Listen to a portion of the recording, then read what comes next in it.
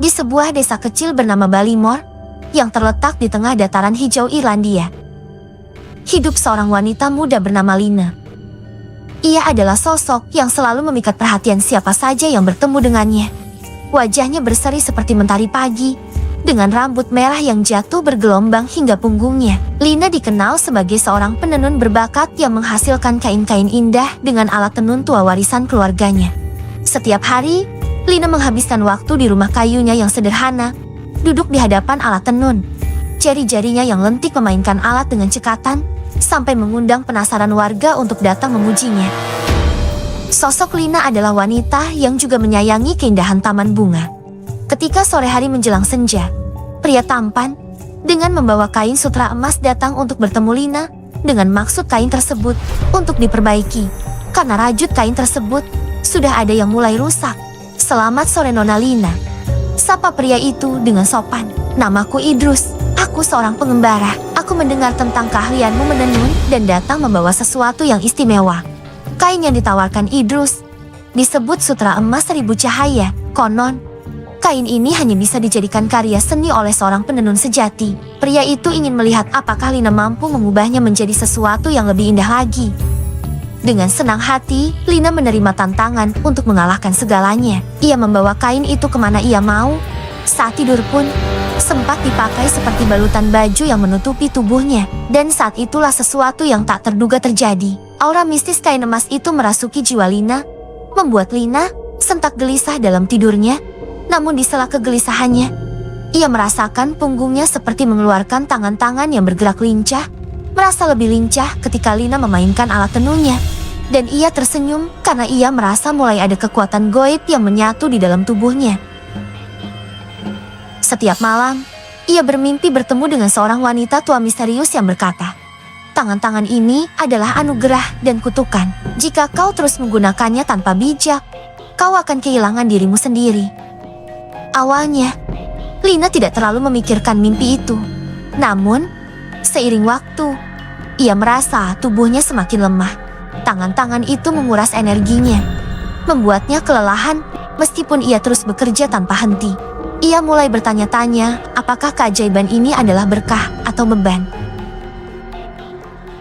Praktikum, meminta bantuan kepada jin seperti ini, pada hakikatnya bukanlah sesuatu yang baru dalam sejarah Islam. Dalam Al-Quran sendiri, Allah Subhanahu wa Ta'ala sudah menegaskan bahwa ada orang-orang yang bekerja sama dan meminta perlindungan kepada golongan jin.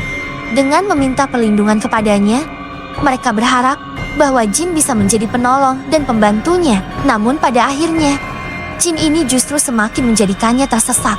Sebagai umat Islam, kita diajarkan untuk selalu bergantung dan meminta kepada Allah Subhanahu wa Ta'ala semata, karena hanya dialah yang bisa memberikan manfaat dan menolak dari segala bahaya dan ancaman yang menimpa manusia. Adapun sesuatu selainnya, tidak ada yang memiliki kekuatan dan upaya apapun yang bisa menolak dan memberikan manfaat dan kebaikan, termasuk juga golongan para jin.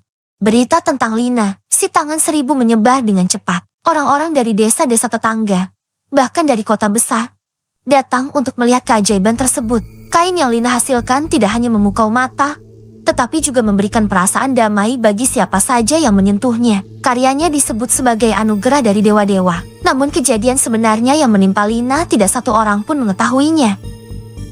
Lina bertekad mencari tabib yang bisa menyembuhkan dirinya melepaskan jin tangan 1000 yang merasuk di dalam tubuhnya. Ritual yang dijalankan Lina memakan waktu yang cukup lama. Lina menjalani ritual dengan anjuran harus menginap khusus di rumah tabib selama 40 hari dan 40 malam. Setiap ritual, tabib harus mengeluarkan tangan goib itu sebanyak 25 tangan perharinya. Tangisan histeris dan kesakitan Lina tidak sebanding dengan cara masuknya goib itu ke dalam tubuh Lina hanya dengan mimpi yang begitu indah, ujar tabib yang hebat.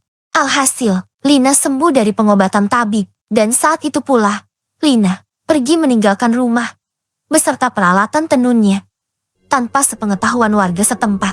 Selama kepergian Lina, salah satu rumah di desa kecil bernama Balimore yang terletak di tengah dataran hijau Irlandia kini menjadi rumah hantu yang mencekam. Hampir di setiap malam, suara peralatan tenun Lina bergerak dan dibarengi adanya penampakan kain sutra emas yang melayang terbang. Lantas, Siapakah pria ini? Berani-beraninya mendekati rumah angker tersebut. Jawab ya guys. Warga setempat yang berada berdekatan dengan rumah angker itu memberikan nasihat kepada anak-anaknya. Jangan pernah mencoba untuk mendekati rumah angker itu, apalagi di malam hari atau menjelang senja. Jagalah anak-anak kita dari ajakan jin yang suka dengan anak kecil di bawah umur.